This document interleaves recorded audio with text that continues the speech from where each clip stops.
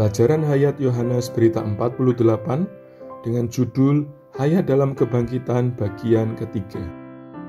Dalam Yohanes pasal 21 ayat 1-14, Tuhan dan kaum beriman hidup dan bergerak bersama-sama.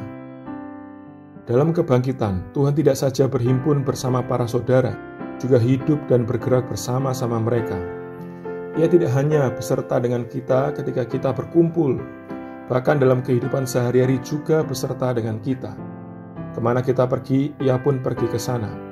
Apapun yang kita kerjakan, Ia selalu menyertai kita.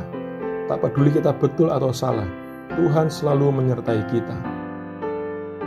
Dalam Yohanes pasal 21 ayat 1-11, Tuhan bersama murid-murid pergi ke tepi laut. Ia menampakkan diri lagi kepada murid-muridnya di pantai di tepi laut Tiberias. Petrus, saudara yang mengepala itu, mendahului kembali ke dalam dunia. Ia berkata, "Aku mau pergi menangkap ikan." Keenam muridnya yang lain semua mengatakan, "Kami pergi juga dengan engkau." Bukan hanya keenam murid itu mengikuti Petrus, Tuhan Yesus pun mengikuti Petrus. Inilah hayat dalam kebangkitan. Dalam kebangkitan, Tuhan Yesus bersama murid-murid pergi ke tepi laut.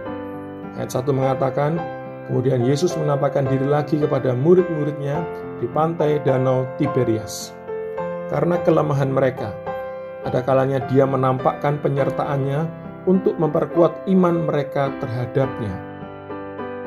Dalam pasal 21, Tuhan menampakkan diri kepada murid-murid untuk melatih mereka, terutama Petrus, agar hidup demi iman. Pada awal pasal ini, kita melihat gambaran 7 orang murid yang dikepalai oleh Petrus. Bersama Petrus ada Thomas, Nathanael, kedua anak Zebedeus, dan 2 orang lainnya. Petrus berkata kepada keenam murid lain, "Aku mau pergi menangkap ikan." Ia pergi menangkap ikan untuk mencari nafkah, memperoleh makanan untuk dimakan. Murid-murid yang lain mengatakan, "Kami pergi juga dengan engkau." Tuhan telah berpesan agar mereka tinggal di Yerusalem, karena mereka sudah mendapat amanat. Tuhan menghendaki mereka menunggu di Yerusalem sampai mereka diperlengkapi dengan kekuasaan dari tempat tinggi.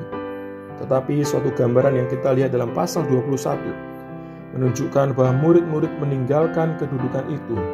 Mereka melepaskan tumpuan itu. Ayat 3 mengatakan, murid-murid berangkat, lalu naik perahu, tetapi malam itu mereka tidak menangkap apa-apa. Tuhan pasti secara berdaulat mengendalikan semua ikan agar mereka menjauhi jala. Boleh jadi Tuhan memerintah ikan-ikan dengan berkata, "Hai ikan, jauhilah jala mereka." Keajaiban tidak memperoleh ikan merupakan suatu pelajaran bagi Petrus dan murid-murid yang lain. Ini pun suatu pelajaran bagi kita hari ini. Jangan mengira asalkan kita pergi pasti memperoleh pekerjaan untuk hidup.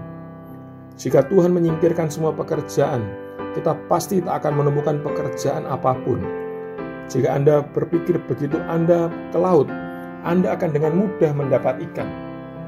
Bila kita di bawah bimbingan Tuhan, menangkap ikan menurut kehendaknya, pasti kita dapat menangkap sejumlah ikan.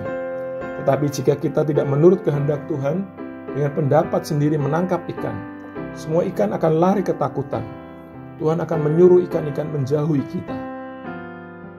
Mari kita bandingkan Yohanes pasal 21 ayat 5 dengan Lukas pasal 24 ayat 41-43. Ketika murid-murid berada pada kedudukan yang tepat, seperti yang tercatat dalam Lukas pasal 24 ayat 41-43. Sekalipun mereka berada di dalam rumah, mereka masih mempunyai ikan untuk dimakan. Bahkan masih ada sisa, bisa memberikan sepotong ikan untuk Tuhan. Lalu ayat 6 mengatakan, lalu kata Yesus kepada mereka, "Tebarkanlah jalamu di sebelah kanan perahu, maka kamu akan mendapatnya." Mereka pun menebarnya, dan mereka tidak dapat menariknya lagi karena banyaknya ikan. Ketika hari mulai siang, bukanlah waktu yang baik untuk menangkap ikan. Tetapi ketika mereka mematuhi perkataan Tuhan menebarkan jala, mereka menangkap banyak ikan. Ini sungguh satu perkara yang ajaib. Dalam Lukas pasal 5 ayat 3-11, Tuhan memakai keajaiban penangkapan ikan untuk memanggil Petrus. Di sini Tuhan kembali memakai keajaiban penangkapan ikan untuk memulihkan Petrus kepada panggilannya. Ketika murid-murid tiba di darat, mereka melihat api arang dan di atasnya ada ikan dan roti.